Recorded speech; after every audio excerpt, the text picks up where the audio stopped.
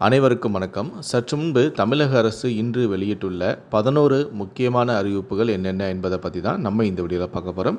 So முடிந்தளவுக்கு இந்த வீடியோவை skip பண்ணாமல் முழுமையாக பாருங்கள். இந்த வீடியோக்குள்ளே போகிறதுக்கு முன்னாடி இந்த வீடியோக்கு ஒரு லைக் பட்டனை ப்ரெஸ் பண்ணிடுங்க. நீங்கள் இது வரைக்கும் என்னோட சேனலை சப்ஸ்கிரைப் பண்ணாமல் இருந்தீங்கன்னா மறக்காமல் சப்ஸ்கிரைப் பண்ணிக்கோங்க. கூடவே அந்த பெல் சிம்பிளையும் மறக்காமல் கிளிக் பண்ணிக்கோங்க. சரி, வாங்க இப்போ வீடியோக்குள்ளே போகலாம். முதல் அறிவிப்பு: பள்ளி சீருடை வழங்கும் திட்டம் மற்றும் இதர திட்டங்களின் செயல்பாடுகள் குறித்தான ஆய்வுக் கூட்டம் தலைமைச் செயலகத்தில் அமைச்சரான ஆர். காந்தி தலைமையில் நேற்று நடந்தது. இதனைத் தொடர்ந்து பள்ளி சீருடை துணிகளானது 20ஆம் தேதிக்குள் வழங்கப்படும் என அமைச்சரான ஆர். காந்தி அறிவிப்பு ஒன்றை வெளியிட்டுள்ளார். இரண்டாவது அறிவிப்பு: புதிதாக விண்ணப்பித்த 2 லட்சம் பேருக்கு ஸ்மார்ட் கார்டு வழங்கும் பணி தொடங்கும். உணவுப் பொருள் வழங்கல் துறை தகவல் வெளியிட்டுள்ளது.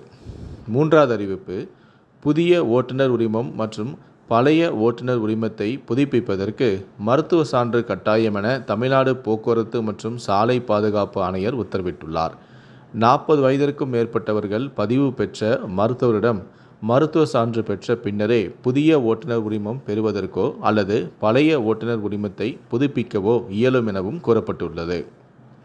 நான்காவது அறிவிப்பு: தமிழ்நாடு அரசின் திட்டங்கள் குறித்து பொதுமக்கள் அறிந்திட செய்தி மக்கள் தொடர்பு துறையில் புதிய வாட்ஸ்அப் சேனல் தொடங்கப்பட்டுள்ளது. TNTIPR மற்றும் கவர்மெண்ட் ஆஃப் தமிழ்நாடு என்ற பெயரில் அந்த புதிய சேனல் தொடங்கப்பட்டுள்ளது.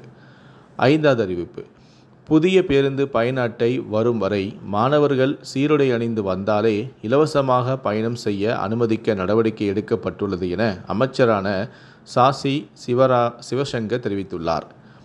ஆறாவது அறிவிப்பு: தமிழ்நாடு முழுவதும் கடந்த மே மாதம் 26ஆம் தேதி JEE அட்வான்ஸ் தேர்வு நடந்தது.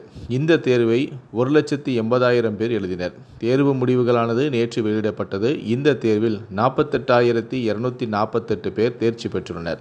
இதில் 7,964 பேர் பெண்கள் ஆவார்கள். IIT டெல்லி மண்டலத்தை சேர்ந்த தேவ்லஹேண்டி 360 மதிப்பெண்களுக்கு 355 மதிப்பெண்களை பெற்று முதலிடத்தை பிடித்துள்ளார். எட்டாவது அறிவிப்பு: வரும் ஜூன் மாதம் 15ஆம் தேதி முதல் தானியங்கி முறையில் பட்டா பெயர் மாற்றம் செய்யும் திட்டம் முழுமையாக செயல்படுத்தப்படும் என்றும் பட்டா மாறுதல் தொடர்பான தகவல்கள் கிரயம் கொடுப்பவருக்கும் கிரயம் பெறுபவருக்கும் குறுஞ்செய்திகள் வாயிலாக அனுப்பப்படும் என்றும் அதிகாரிகள் தெரிவித்துள்ளனர். பத்திரப்பதிவு துறையில் பதிவு செய்யப்படும் சொத்து விவரங்கள் அடிப்படையில் தானியங்கி முறையில் ஆன்லைன் பட்டா மாறுதல் நடைபெறுகிறது என்றும் பதிவுத்துறை அதிகாரிகள் தகவல் ஒன்றை வெளியிட்டுள்ளனர். எட்டாவது அறிவிப்பு: பொறியியல் கல்லூரிகளில் மாணவர்கள் சேர்க்கைக்கான கால அவகாசமானது ஜூன் 11ஆம் தேதி வரை நீடிக்கப்பட்டுள்ளது. ஜூன் 6ஆம் தேதியுடன் கால அவகாசம் நிறைவடைந்த நிலையில் விண்ணப்பிக்க தவறிய மாணவர்களுக்காக கூடுதல் அவகாசம் வழங்கப்பட்டுள்ளது.